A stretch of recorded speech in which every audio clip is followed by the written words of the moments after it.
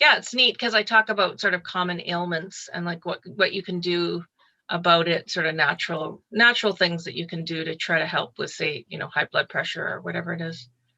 Yeah, it's pretty exciting. After that session, I bought aloe vera cream or aloe vera gel from the market. Oh, good. Yeah. Yeah.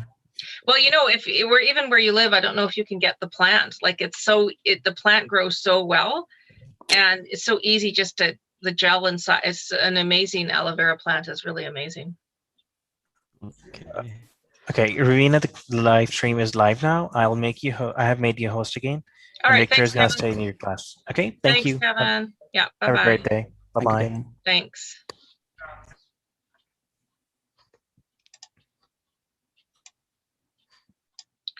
Close that. All right. People coming in soon. I think we have quite a few people today for class.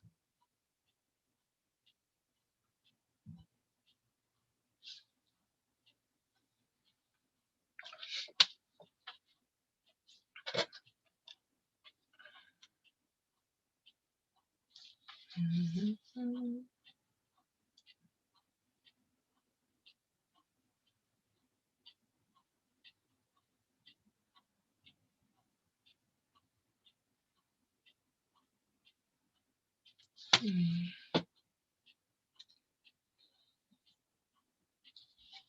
All right, good morning, everybody.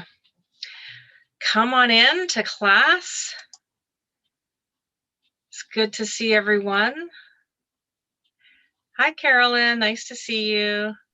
Hi, sweetie. Okay, all right, bye-bye. How are you? I'm doing great. Yeah, I'm doing great.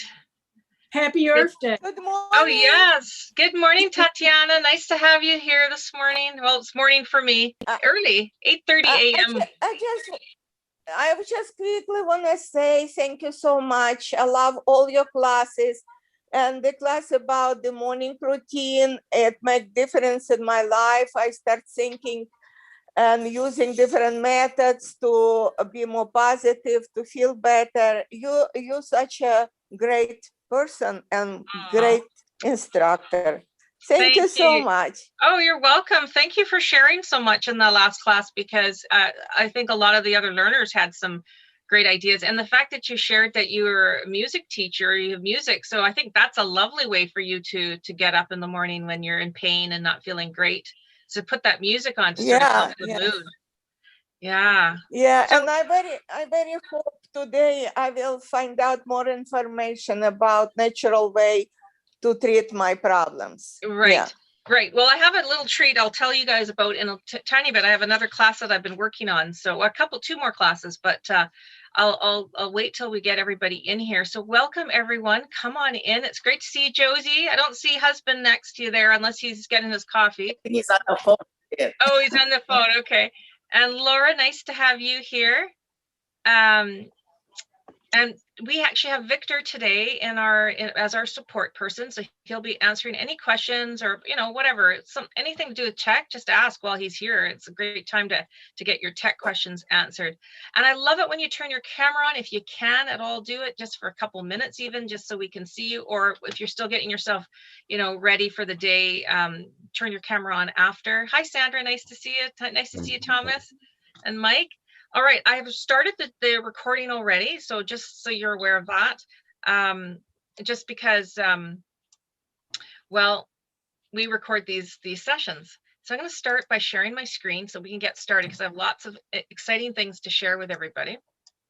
So just make sure we're all in the right spot. Today's class is on natural remedies, 7 common ailments, and learning ways to help ourselves heal naturally. Now, again, I just want to say right off the top, and I do say it probably a few times in class, I'm not here to replace your doctor. I'm not here to go against anything that your doctor has asked you to do. So please, whatever you learn from today's class, please talk to your doctor about it. Just make sure that it's okay with, say, the medication you're taking. There's nothing really invasive in terms of the natural remedies that we're going to talk about today, but just it's a good idea if you've got a doctor to just let them know, what you're doing. just in case there's some kind of, combination's not good with your medication that you're taking. Okay, so Natural Remedies is today. Really excited about this class. It's a fairly new class.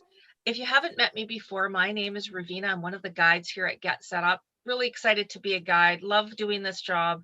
I retired about 2 years ago from my sort of nursing medical type work. And I just thought I wasn't going to do anything. But as you know, as a lot of you are retired, it's kind of nice to have something going on, whether it's a little part-time job, if it's a volunteer thing that you do, or a project, maybe you're building something in your garage, whatever it is, it's kind of nice to have something to wake up to get excited about.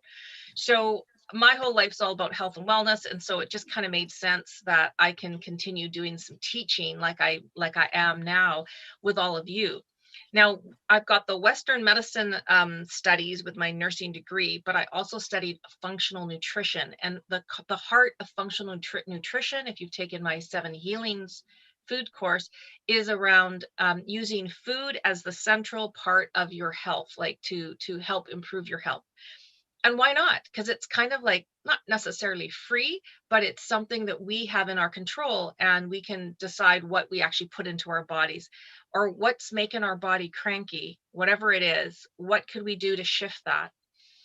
So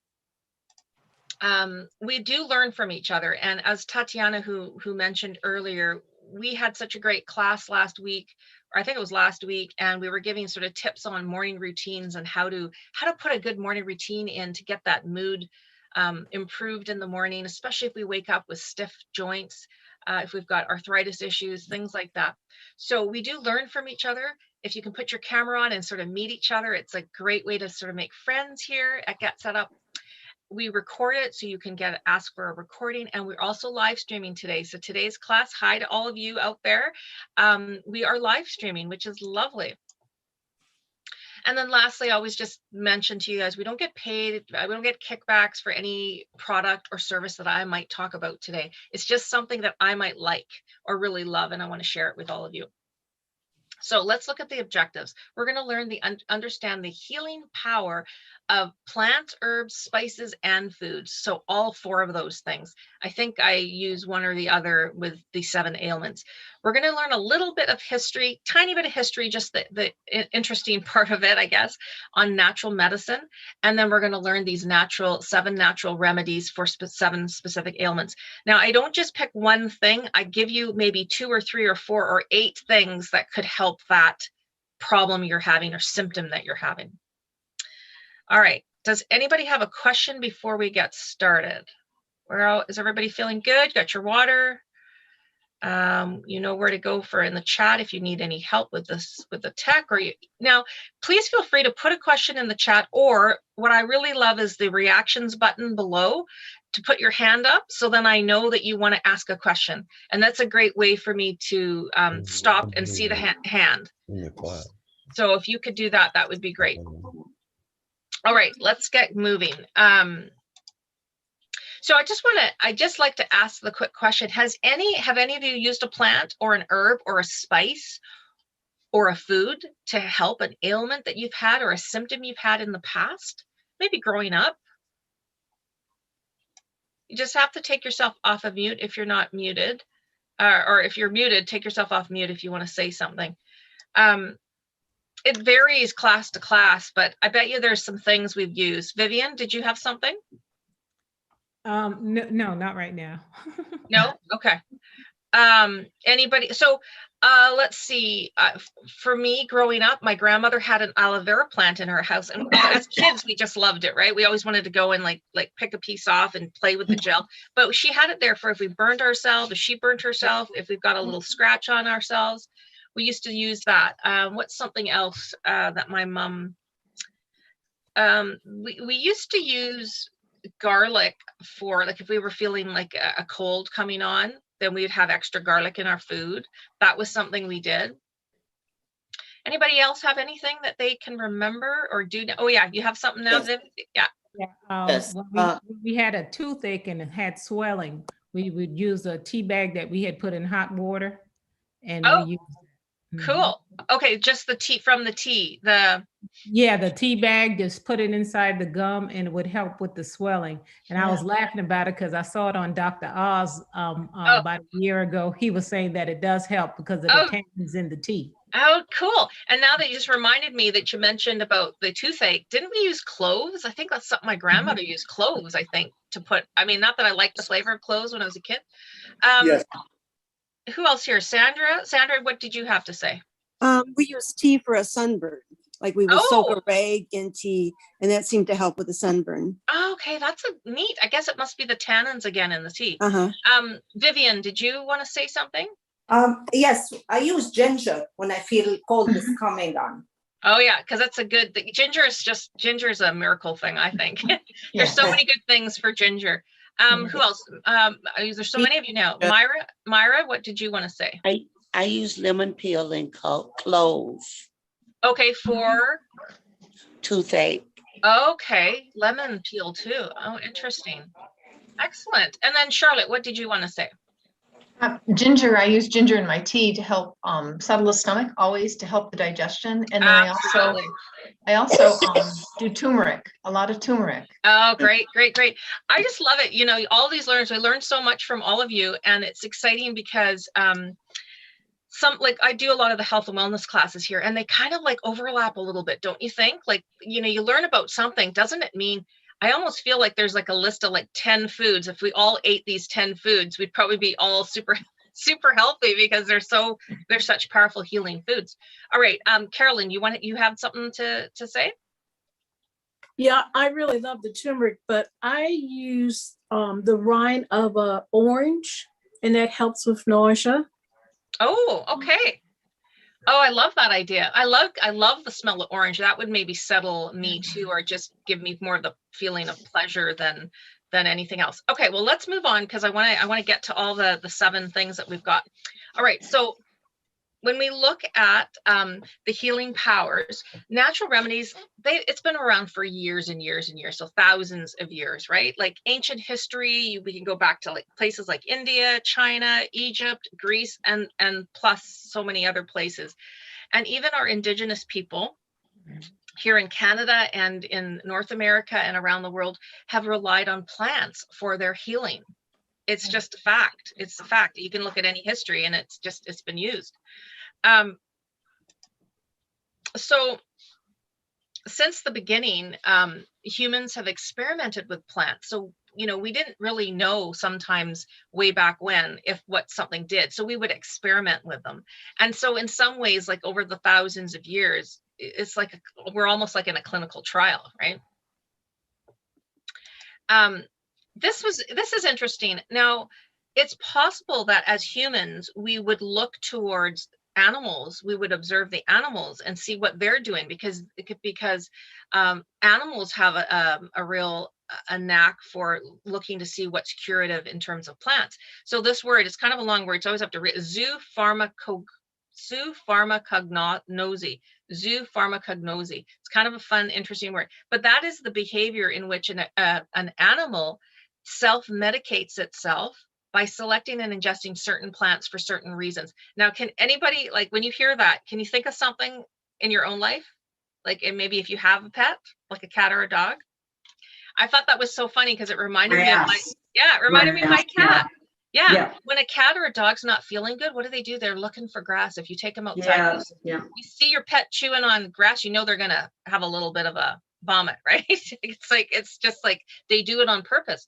The chimpanzee also looks for the Aspilia plant, and that thing, they just know intuitively or after being using it that it helps with parasites. Like if they're feeling not so good inside, they eat these leaves. So it's been around a long, long time. So it's not like brand new. So let's continue on here. So we look at, in today's society, we have doctors that do this still in today's society, and they'll use spices or herbs or foods or plants. And what do we call these doctors? Does anybody have ideas of what we call these doctors in today's world? You might have seen somebody too yourself. Is it naturalist? Yeah. I mean, there's so many different names. So a naturalist, Holistic? Yeah, holistic doctor, a doctor that might have Western medicine teachings, schooling, might call themselves a holistic doctor, functional doctor. You'll see that too now, functional medicine, functional nurse, functional nutrition. And here's a list of other ones: naturopathic doctors, traditional Chinese medicine, which is what they call TCM. I've seen a TCM doctor. When I was studying nutrition, I went to see a TCM doctor.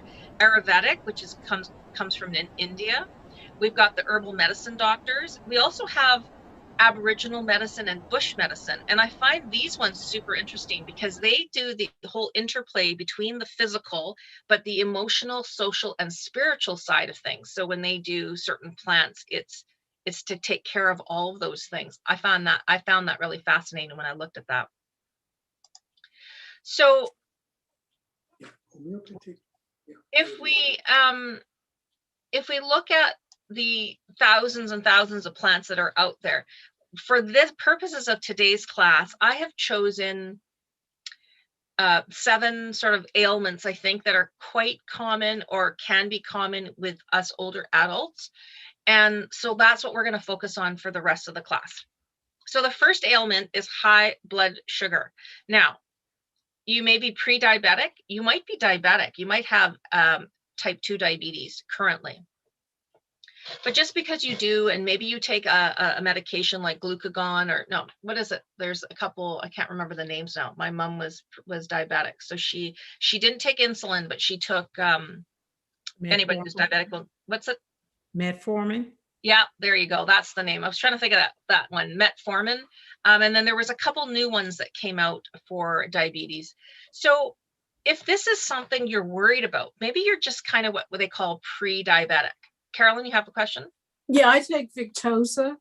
Okay, yes, that's the newer one because my aunt was taking that one. Thanks for sharing. So those types of medications, if you're diabetic, are when you've become diabetic later on in life. So usually in our adult years. If you are a type 1 diabetic, you probably have been on insulin shots since day one, like since you were maybe even a juvenile, because there's juvenile diabetes.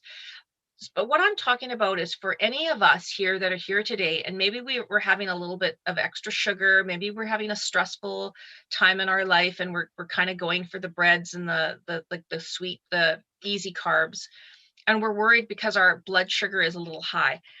What happens is you push your pancreas, and you keep pushing your pancreas because you're eating the bread every day, or the sweets, the muffins, those kinds of things. Our body stops being as specifically sensitive to insulin. So what happens is your sensitivity to insulin goes out the window, basically. And so you need to keep on, your body keeps pumping out that insulin, and then you're having these crashes, right? This is what it looks like. It goes up and down, and you're wondering, well, what does that mean if I have insulin? If your body pushes out insulin, you're looking for something sweet because your sugar level's gone down so quickly. So you're getting the roller coaster effect, right? That roller coaster effect. So even if you're not diabetic, or somebody hasn't told you that you're diabetic or pre-diabetic, this is a good one to know. So what do we do for that? Well, this is really fun. Cinnamon, this beautiful fragrant spice, comes from the bark of the Ceylon tree. It's so highly versatile, this spice. For most of us, we think of almost a little sweet when we think of cinnamon, but actually there's no sugars in cinnamon. It just kind of makes us think of sweet, because cinnamon typically goes with like cinnamon buns and, all those kinds of tasty treats. But something that my husband got me onto is when he's doing cooking and he's making savory dishes like chicken or whatever he's making, he actually puts a little bit of cinnamon sometimes in it. So I learned this as well. Cinnamon can be in savory dishes, not just sugary treats. So if you feel that glucose levels in your blood is an issue, studies have found that adding cinnamon to your diet can help with lowering your fasting blood sugar levels and improve your sensitivity to insulin, which is a good thing. You want better sensitivity. And it also helps to improve lipids, the fats in your blood, to reduce those. Sandra, did you have a question about it? Yes, if you can't get enough cinnamon from your diet, do you have any feelings about taking the cinnamon tablets? Okay, I always do talk about supplements probably in every one of my classes because it does come up.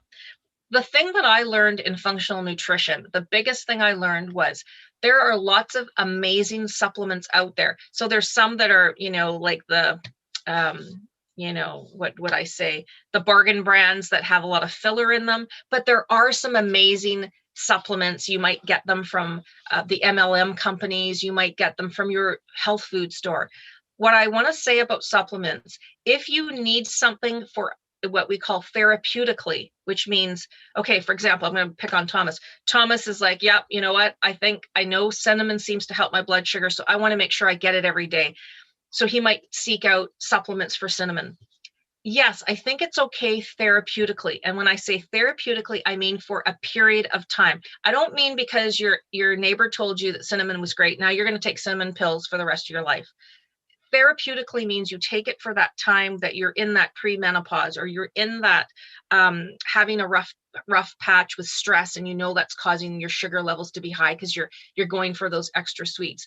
Therapeutically, I agree with supplementation, because in today's age, even our organic foods sometimes are being grown with our soil that's getting depleted. So if you feel you need a supplement, like say cinnamon, because you think you'd like to try that, sure, but talk to your doctor. Make sure cinnamon doesn't contradict some, blood pressure medication you're taking. So please, if you're going to take that amount, and if you're taking it as a supplement, you're obviously taking more than a sprinkle of cinnamon on your oatmeal. Yes. So I say yes, it could be something for you therapeutically. So now we all know what that means, therapeutically, from a medical point of view, or like a nutrition point of view. So what about, sure. that's what I was going to say right there. A couple shakes of the cinnamon on my Absolutely. breakfast. I mean, depending on your relationship with your doctor, like somebody said in my last class, like, why do I need to tell my doctor I'm taking omega-3 pills? And so I said, I made the comment, and I laughed a little bit, because it's sort of like, when you're a chiropractor or you're somebody, you don't want to get sued, right? I am not a doctor. I do have a nursing degree, and I have nutrition, and I know a lot about that stuff. But because I'm not a doctor, I always have to say, please check with your doctor, because I'm not trying to pretend to be a doctor online or in teaching right now. I might know, maybe, I don't want to say that either. I might know a lot about a subject, maybe more than maybe one of your doctors who hasn't studied the nutrition and the food science, but please check with your doctor. So putting a couple sprinkles of cinnamon on your oatmeal, I don't think you have to say to your doctor, hey, I'm doing this, because it is a food, right? And you're just sprinkling a certain amount. That's a great way to sweeten your porridge. Maybe you don't have to put the refined sugar on your porridge because you're putting cinnamon on it. So that's an example. And the soups and stews, don't forget about those. Okay, any other questions about cinnamon? I have a comment about cinnamon. Sure. This is Laura, sorry. I go in and out because my cat is making noise. Greeks, people, we put a lot, well, not a lot. We put cinnamon in our ground beef, and we make a dish that people might be familiar with called pasticcio. It's kind of like the lasagna of the Italian lasagna of the world. So we and it's an acquired taste, I have to say, because there are people like, ooh, what's in here? And it's cinnamon, but that, I think that's must come from the older Greek or wiser women who create and still make fabulous foods, and we've kind of gotten away from it. So I wanted to just say, oddly enough, it tastes really kind of awesome to me in ground beef, like a meat, like a lasagna. Yes. Well, thank you for sharing. Now that I'm hungry, I love Greek food. That's probably one of my favorite foods. Is anybody else hungry? I'm thinking of moussaka. Oh, I can think of a lot of. I love everything Greek. But there is an example, and here's my husband. He's Canadian. He grew up in cow country, and he loves to mix spices. And I used to see him going, "What are you doing? You're putting cinnamon in something savory. That's not sweet. Like, why are you doing that?" But it's very interesting. So be creative. Everybody be creative. If you're going to do your oatmeal, sprinkle a little bit of that in it. If you're making applesauce in your slow cooker, put a little bit of allspice, try the cinnamon, see what you like. Because what they find is if you can spice up your food with these natural spices, you might not use as much salt, or you might feel more hungry, like a better appetite, which can be an issue as we age. All right, let's move on to the next one so we don't lose time here. The second one is hair thinning. Now, this is something that affected me because I was stressed, and it'll come up on another slide. The biggest killer biggest culprit of thinning hair is stress, period. Like, stress can cause so many things to not happen in our bodies, or things to happen in our bodies.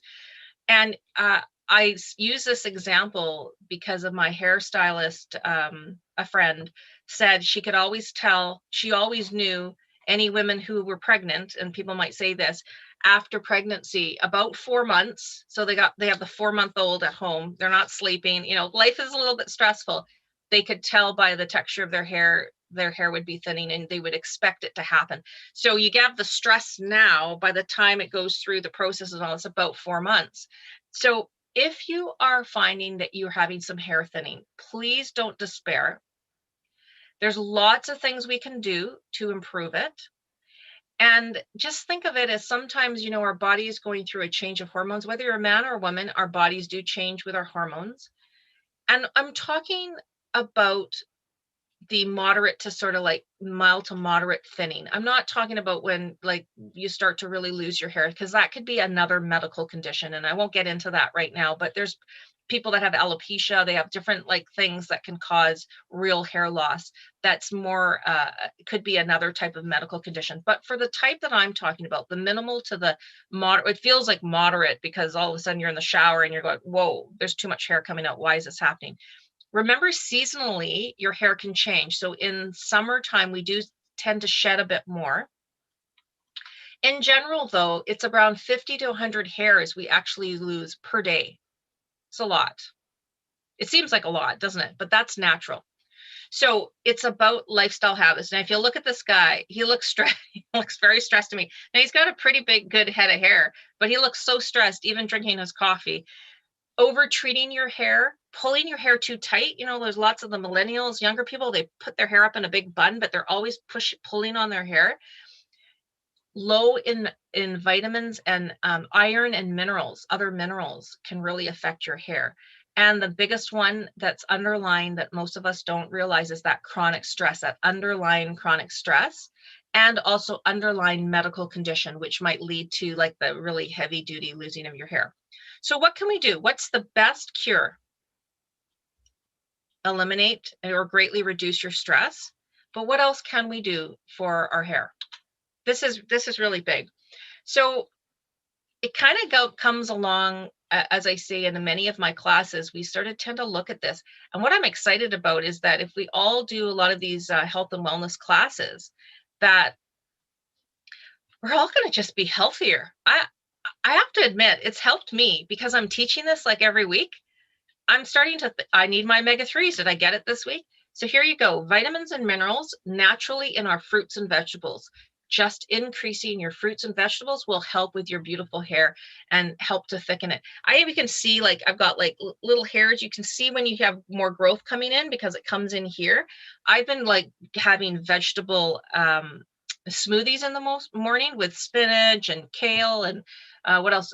Cauliflower, celery and cucumber. I've been having this green drink every morning for the last 6 weeks. I've noticed a difference. I've got like, I can see the hair coming in here. So those little hairs are coming in the rest of your head.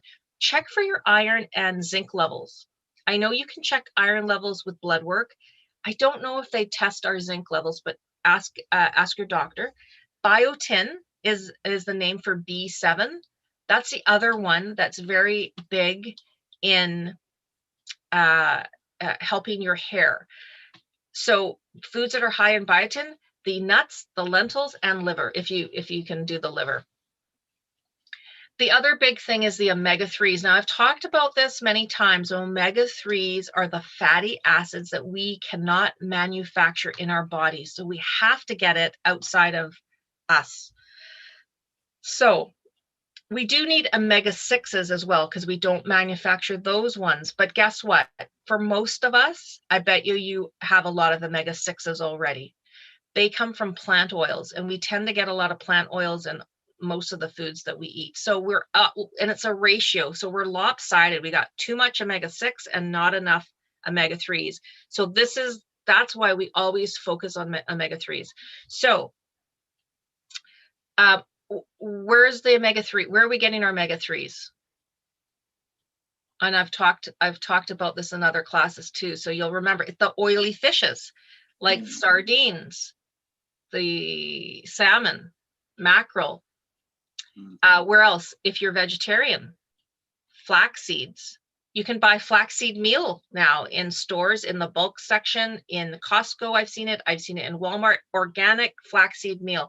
Just keep it in the fridge so it doesn't go bad. It can go rancid quickly because of the brand, like because of where the oil's in it. Basically, it's got these oils in it. So if you leave it out on the counter for too long and you smell something, use your nose, smell it. If it'll have that.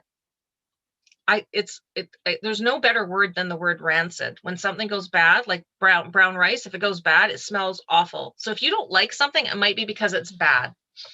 So where else? Flax seeds, chia seeds, hemp seeds, walnuts, and even Brussels sprouts.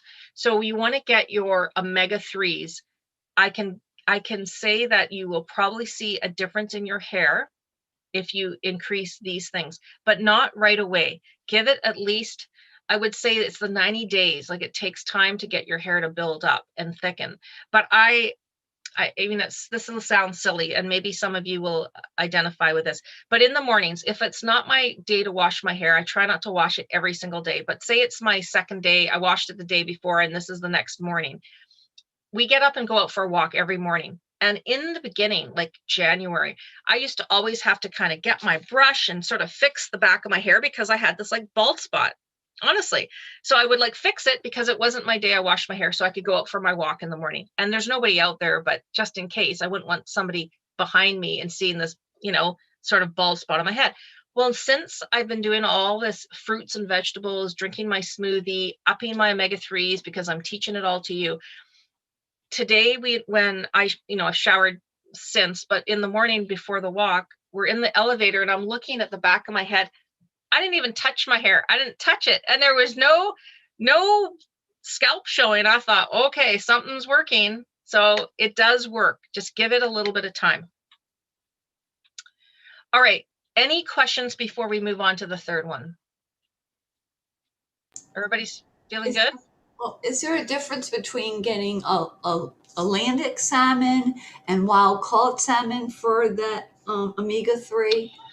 All right, I will say this about salmon. I'm here in Canada, so we actually get some pretty nice wild caught salmon. Right. If you can get wild caught salmon, get it. I had a lady on one of our classes whose husband was a fisherman, and he said, by no means ever eat farm fish. Now, that's what he said. They're fed differently. So their bodies are made up of something different when they're farm fed. I would even say try, if you can't get fresh salmon, because let's face it, some places we can, canned wild caught salmon. I've seen it at Costco.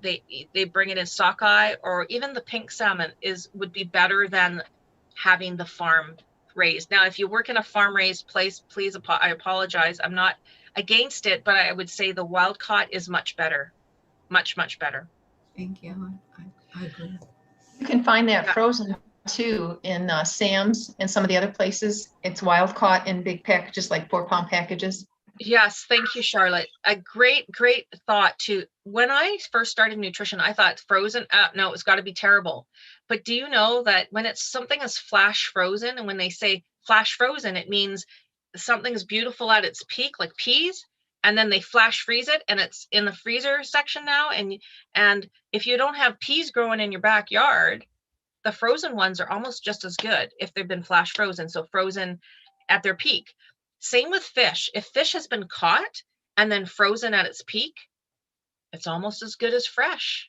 Better than eating a not such great, not wild caught, and it hasn't been frozen. So keep that in mind. I love that idea.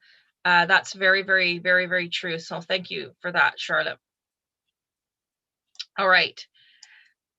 Yeah, no problem, Carolyn. We'll see you again. I know you've said you have an appointment, so she's heading off.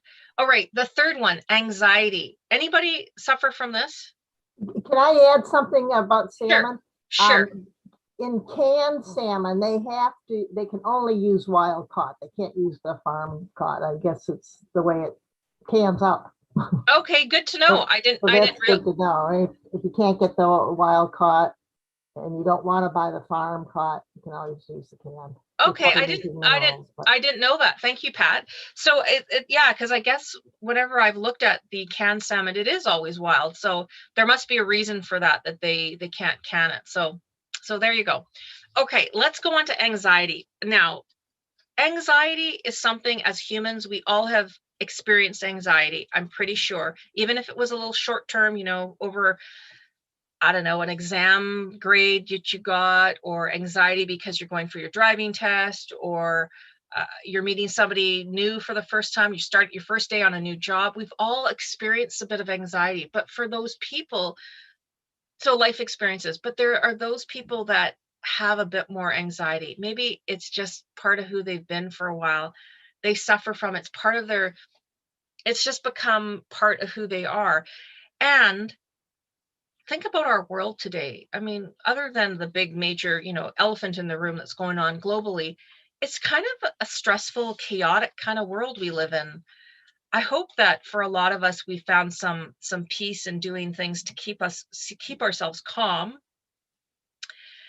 The fact that you're here as a community, coming and learning something instead of just sitting in your recliner and worrying about life, you're here learning something and doing something about your life. So that's great, and I commend all of you for being here and learning and learning, and then you can share it with your partner or your friends and family. Anxiety is a real thing, and there are people that actually just sort of suffer with anxiety. And if it's unchecked for too long, it can start causing other big problems and really affecting your quality of life. So let's look at what are some things we can do for anxiety. And also just one other thing about anxiety. Anxiety could come on from being in chronic pain. You're in chronic pain. Every day you wake up with pains in your body. It can start to make you feel anxious and just like, is this ever going to end? So I've got like lots of things about anxiety. So just take a moment to look at the screen and go through it.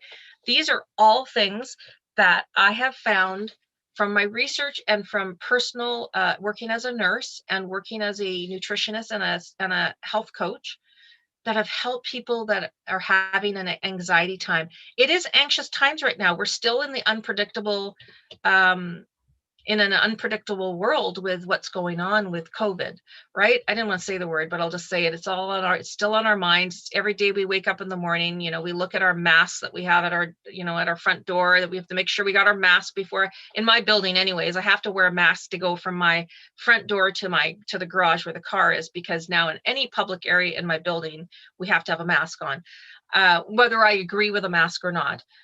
So, and I do at this moment, I do. So staying active can help your anxiety.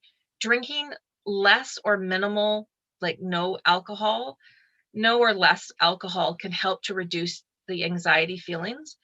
Ditching caffeine.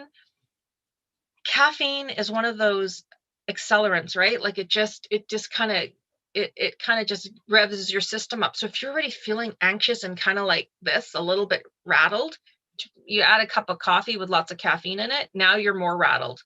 So that's something I would say to try to like slow down on when you're having sort of an anxiety state or having an anxiety situation.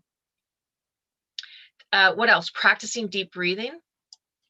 Have you guys all heard of the box breathing? Has anybody heard of box breathing? Okay, well, I'll just teach it to you really quick.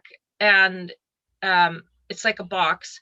And if you are feeling like you're anxious, do this. And what it does is it almost tricks your brain into thinking that you're calm and feeling good. Oh, and I heard something yesterday and I loved it, and I'll think about it in one sec. So box breathing is 5 counts. 5 counts you breathe in, if you can do it, right? So 1, 2, 3, 4, 5, breathe in.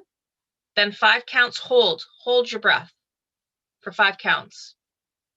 And then 5 counts, let it out.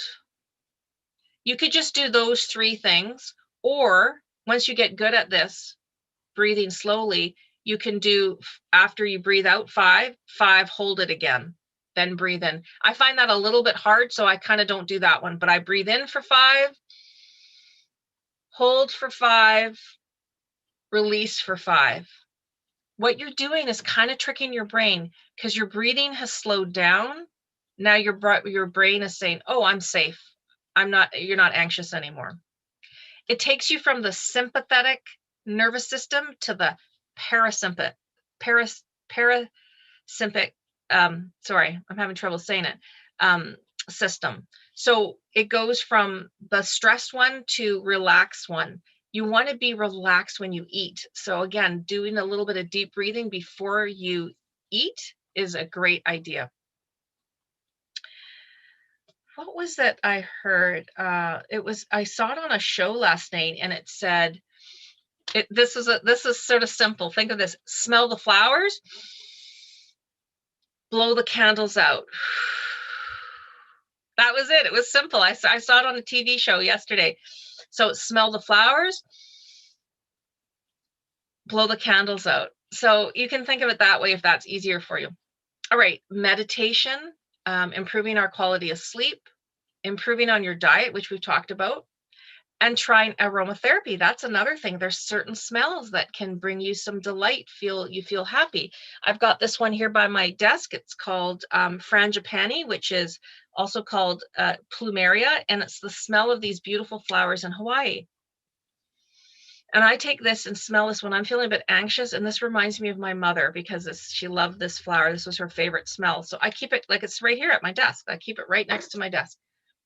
Spending time with animals. How many of you guys have seen animals at like the airport now and at the hospital entrances? They do that for a reason, because animals kind of can calm us. And weighted blankets is kind of the newest, trendiest thing. Does anybody have a weighted blanket here? No? I haven't tried them, but apparently it just sort of gives you that comfort because it sort of has that bit of weight to it. So maybe that's something you want to try. All right, with the anxiety, here are the actual remedies in sense of like a plant or an herb. Lavender is the clear winner. So lavender, which is this beautiful picture, that's the lavender garden there. Evidence shows that lavender helps to reduce anxiety. So whether you put it orally, like you can put it in a tea with like a mixture tea, add a little bit of lavender, or you take it, or you have it in a diffuser, that lavender is very good. Also, studies show that passion flower might help with anxiety. So they usually mix passion flower with a few other herbs in a tea. Usually it's a tea. And then, of course, many of us have probably heard of chamomile. Chamomile is that soothing tea that we often take to help us get to sleep. It's the sleepy tea. It sort of calms everything down. All right, where are we doing for time? Okay, let's move on to the fourth ailment because I want to get through all of them so that you remember all of these. Edema. Does anybody know what edema is? Or does everybody know? Swelling. Like edema is when you hold water and you're swelling, and we have it usually in our ankles. That's a big place. Sometimes we have it in our, I don't know. Well, even, in our stomach, we feel kind of bloated. Maybe we're holding water. Usually it's in our ankles and our extremities that we feel it. We might get swelling in our hands and our fingers. Where else? You might feel puffy in your face, holding water.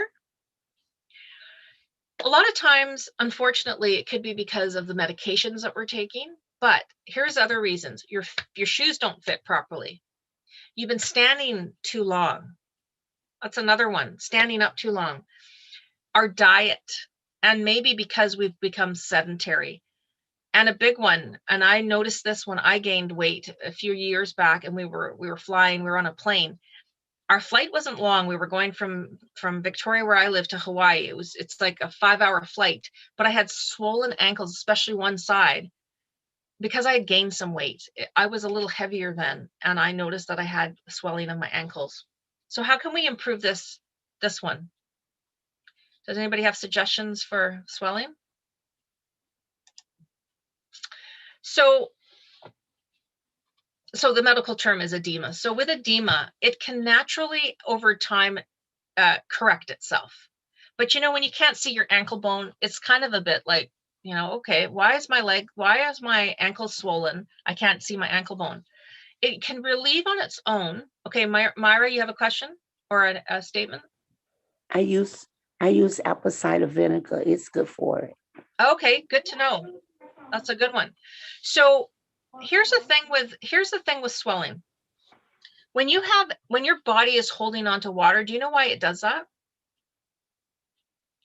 Because it's like, oh my gosh, you're not drinking enough water. Like, I have to hold on to this because I don't know when the next bit of fluid's coming. So often we are dehydrated. You know, and sometimes you think about, you get the swollen ankles on the airplane. I stopped drinking. Like, I don't want to drink because I don't have to get up and use the toilet a number of times I'm on a plane. So I tend to just, it's sort of like a stress reaction to me. Don't drink water because you don't want to have to pee. Honestly, that's just naturally what happens to me. But if you are dehydrated, you can have swelling, edema, water accumulation, because your body's holding on to any little bit of fluid because it doesn't know when the next glass of water is going to be. So the best thing you can do is drink 8 to 10 glasses of water over a few days to try and help hydrate yourself so that your body will then feel comfortable. Oh, okay, Mike's given me enough water, and then it releases. So that's one thing. Another thing is compression socks. Have you seen those in the health food stores or the pharmacy, usually at the pharmacy? That's really great. Let me tell you this. They are hard to put on, but you can do it yourself. But it's like nasty to take them off. I feel bad for my father because he was using them for a little time because he was having some vascular issues. He could get the sock on himself, like get it, because it's hard if you got the proper compression socks. But to take it off his foot before he went to bed, it was almost impossible. So then he stopped wearing them. So that's the limitation with compression socks if you live by yourself. A cool Epsom salt bath, 15 to 20 minutes. And if you can, elevating your feet above your heart, which might be difficult, but you know, if you put a couple pillows stacked on the ottoman or something to lift your foot up if it's the ankles that's the problem.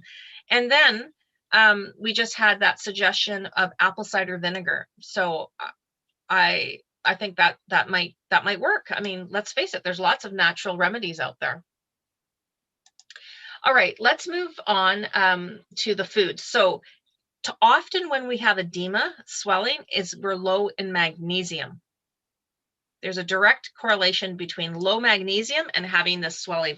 So what are the magnesium-rich foods? Almonds, tofu, cashews, spinach, broccoli, and avocados. Those are all really high in magnesium.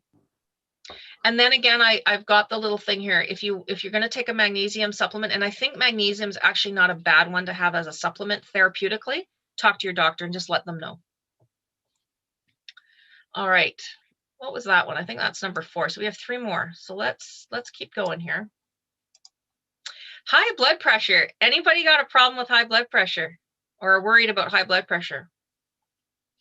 You know, high blood pressure doesn't necessarily mean that you're overweight. You do know that high blood pressure can be kind of hereditary as well. You could have the hereditary type of high blood pressure. It maybe ran in your family, you're, of optimal weight, you take care of yourself, and darn, you got the high blood pressure and it just bugs you, right? Like I would be mad if I had the high blood pressure and I was watching everything, my salt, my everything, and I still had high blood pressure. Well, we know if you've taken optimal brain health class, isn't that a risk factor for getting dementia?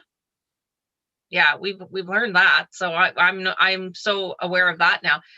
You want to get your blood pressure into that normal range, and you got to look at your doctor's notes, like from the doctor, what they consider, or look it up. I think it used to be 120/80 was considered average normal, and they might have changed that slightly, but that's what it was.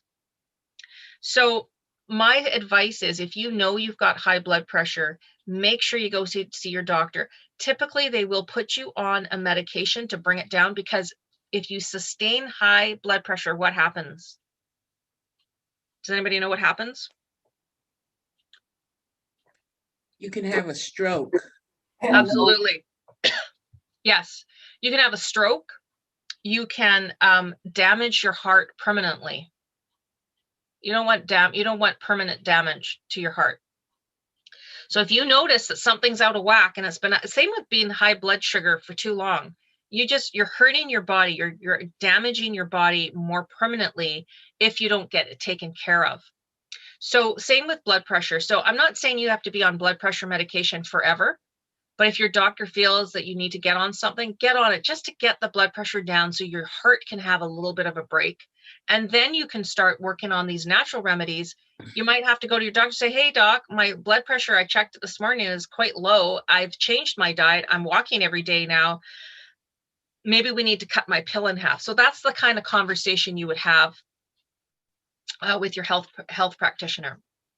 So let's have a look at it. So here's some things to help reduce. I just mentioned a few: walking, movement regularly. Maybe you do need to reduce the salt intake that you're having. Now, I'm going to say this about salt. And then again, this is my opinion. Those beautiful salts like Himalayan salt, Celtic salt, the ones that have the beautiful salt that have other minerals with it, I love that kind of salt. I actually even put a sprinkle in my smoothie because that kind of salt, our body loves it. It's got minerals and it's good for us. But the regular table salt, or the type of salt amount that is in processed and packaged foods, that's what we don't want you having. So even if you flipped to more of a whole foods diet versus processed foods, you will cut out all that crappy salt that was affecting your high blood pressure. But don't be afraid to put a pinch of Celtic or Himalayan, the pink salt. There's lots of amazing salts on this earth now. So it might cost a tiny bit more, but it's so good for you because it's giving you not just the have salt. a question. Sure. I'm sorry, I have a question. Sure. I have a problem with thyroid, and they told me to use iodine salt. This is why I kind of shy to use just whatever you suggest. Right. Okay. I try to cook with the salt. Is it processed? So iodine is one of those things. There are some of us that are low in iodine because iodine comes in certain foods like shellfish and a few things like that. And I don't have that ready to like tell you. I could actually look that up for you and put it in the notes. No, I'm talking about salt. You are right. Yes, salt. I get it. So in Canada here, our salt says iodine rich. They add salt to this processed salt, right? So the refined salt that we get in the Windsor box, or I get the Windsor box, I don't know, they add iodine to it. So that's, in the old days, it's like, have your salt so you get your iodine. I think there's other ways to get iodine, but there's nothing wrong, Tatiana, as you using that salt. But what I'm saying is, don't be shy of not having the other beautiful Himalayan sort of rock salt that you crush onto your food or use as well. So maybe bring both of them in because you get all the minerals, because the refined salt is stripped down to just that one thing. Okay, thank you. Good suggestion. Thank you. Yeah. So cutting back on our caffeine can help bring down our blood pressure, and also the drinking less alcohol. So let's have a look. Guess what? When you have high blood pressure, you could be low in potassium. So where can we get our potassium-rich foods? Green leafy vegetables, bananas. We always hear bananas. Bananas are good for potassium. Apricots, nuts, seeds, and beans. And then also don't forget eating our dark chocolate. It's rich with flavonoids and helps to relax our blood vessels. So when you eat chocolate, it helps to relax the blood vessels. So will help to lower blood pressure.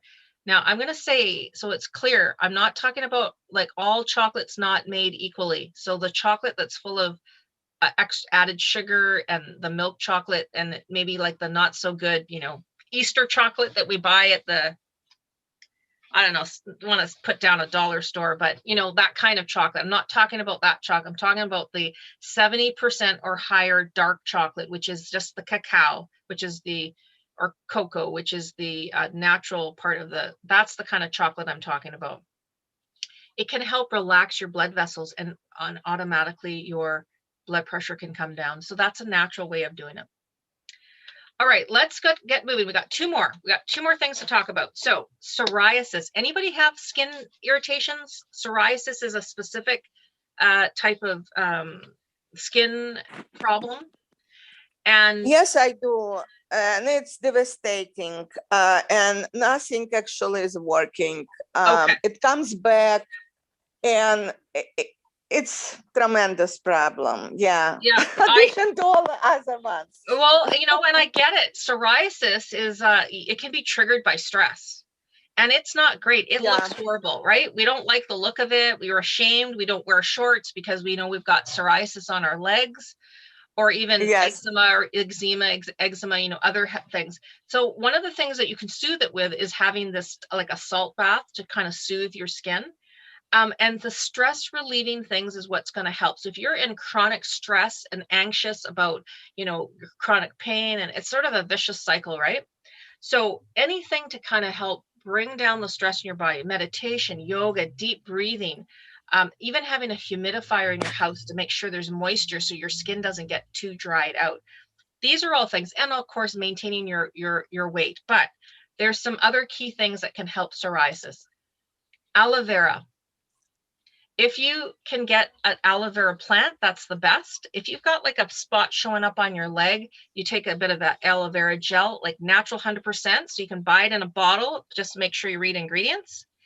And you can put it on the redness and the scaling and the inflammation. And the aloe vera is going to really help. The other thing that's internal, which I think is probably the number one thing to help your psoriasis. Guess what? Guess what's on the screen again? Omega-3s.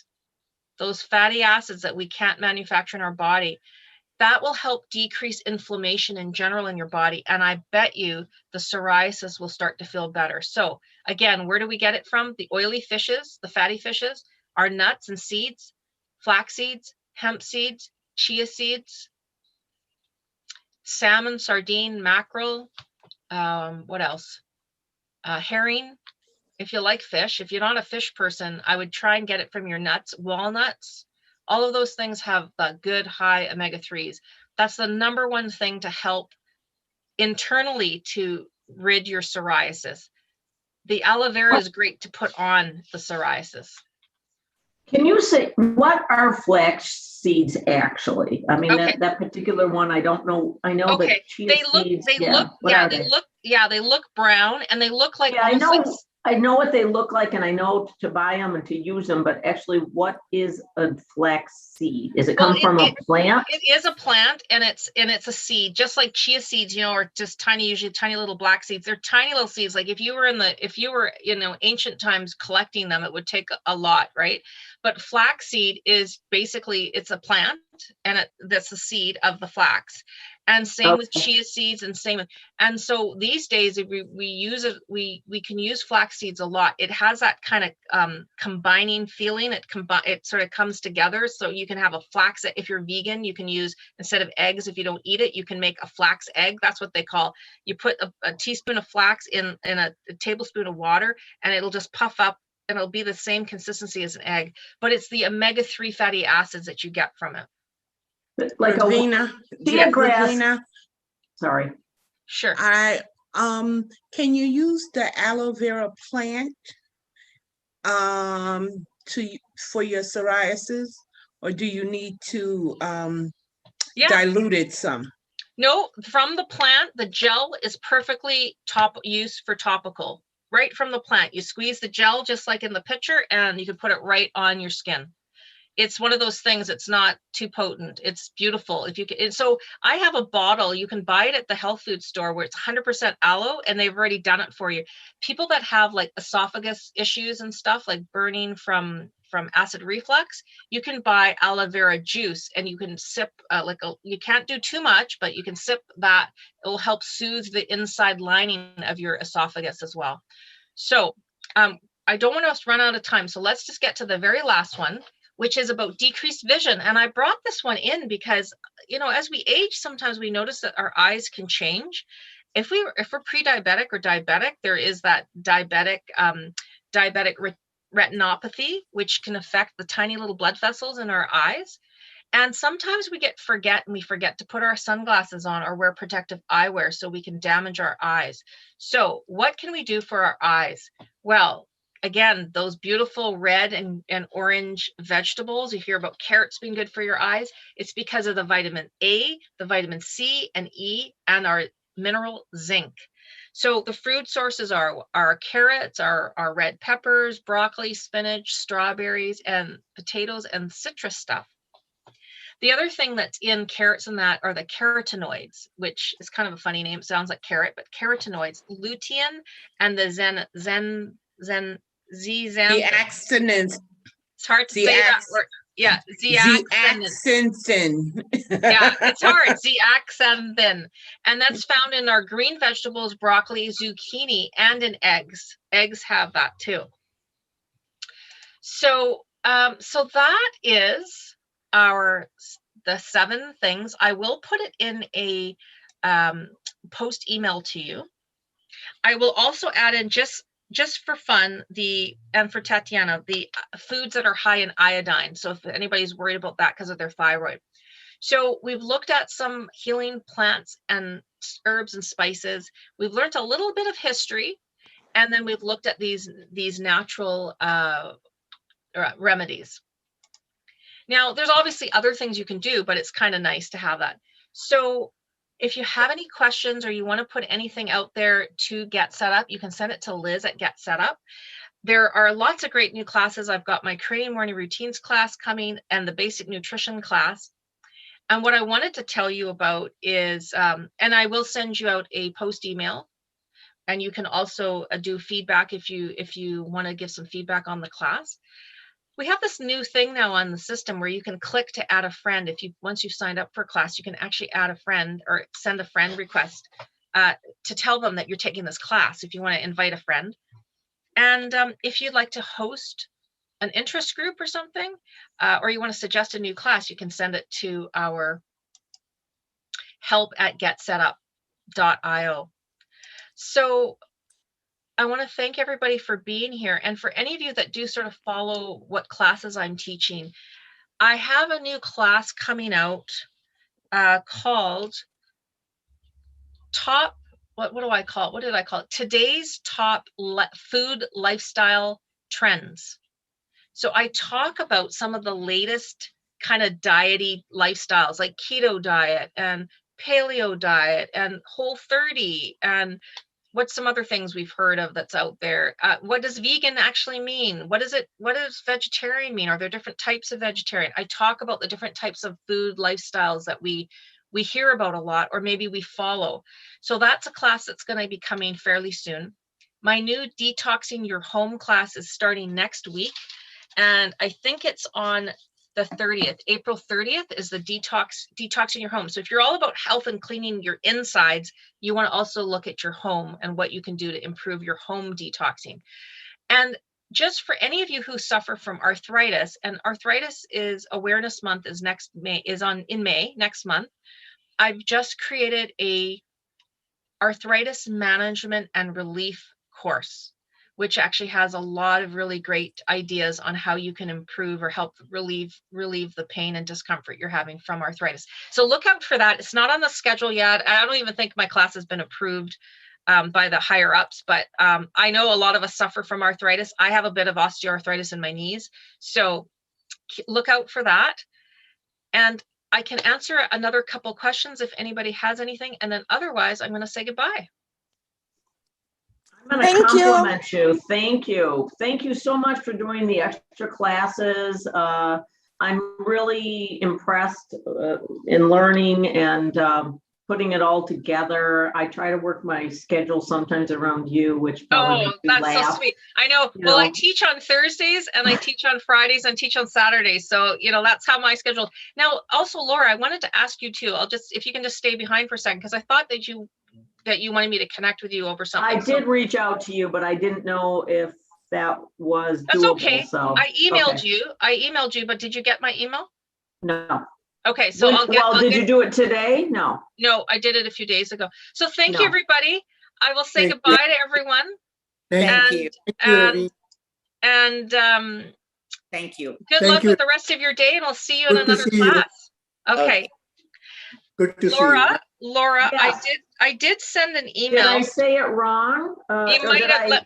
let me look at my phone here to see, because I'm pretty much, I typically am pretty darn good about my emails because I have to live and die with emails. Sure. Let me just see who I sent it to because it didn't come back as a mistake. So. Oh, okay. So, you know, never know. Okay. So I sent it just to my last name. So it's Kokkalles, just Kokkalles. Okay. At umich.edu. I work at University of Michigan. So at UMICH. Okay, I did send it. I've got it right here. I sent it on Friday at 11:32 a.m. my time. So I did send you. I sent you an email. Let me look under search because unfortunately it looks like I have 77 unread emails before I even go to work. Okay, let me send it to you again. Yeah, either that or what is your email? I just sent it to you. So mine is my name that you see there, Ravina Chandra, and then the number 1. The whole name? Yeah, Ravina Chandra, and then the number 1. Yeah. At gmail.com. Okay. That's my personal, because I don't think we actually have emails or like. No, guys. I don't think so either. You're the only person so far that I've reached out. I really love the yoga instructor, and I think her name is Christina. Yeah. So no, I don't mind super amazing. I don't mind answering some of your questions, or if you want to know. Yeah, I just am curious. I mean, this could go into a longer conversation. It's unnecessary, but I like that you're a functional nutritionist practitioner. Yeah. And I'm considering that as a second career, if you will, because I'm already done. I'm not quite retired because I don't want to retire. I am eligible, and I've been in food for 40 years. So, and I have been teaching for 27 as as a side job over the years as well. And so and this has always been my interest, and I hate to say, but I see terrible eating habits. I'm in the business, and I can't believe what we feed people and what they eat. It's horrible. Yeah. So, I can totally. Tell me about on your elevator speech. Are you thrilled that you did this practice, or do you not like it? Or no, absolutely. So. Because we're live streaming right now, let's I sent you the email, and I don't mind sharing you where I did my schooling, because I think it's like I work as a health coach as well, health and life coach, but I got a lot of my training from that. But the functional nutrition, I can explain to you some of the stuff I've done, and I don't mind sharing that with you. So let's touch base. I got your email, so thank you. Yeah, I got it. Okay, perfect. So let's just touch base at a later on today or that'd whenever. Be great.